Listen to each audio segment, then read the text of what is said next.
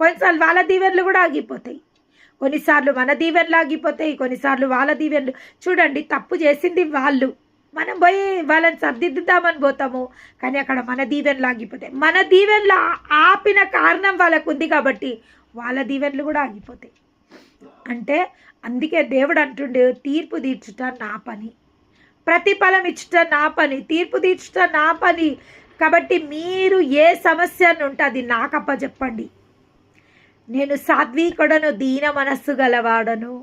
అవును, నేను ఎవరితో ఎట్లా డీల్ చేయాలనో వాళ్ళతో నేను అట్లా డీల్ చేస్తా. దయగలవారి ఎడల నేను దయ చూపిస్తా, కఠినుల ఎదుట నేను మికుటంగా ప్రవర్తిస్తా. నా తీర్పు ఎట్లుంటుంది అంటే, దయగలవారి ఎదుట నేను దయ చూపిస్తా, కఠినుల ఎదుట నేను వికుటముగా ప్రవర్తిస్తా. కాబట్టి ఎవరి విషయంలో మీరు తీర్పు తీర్చొద్దు.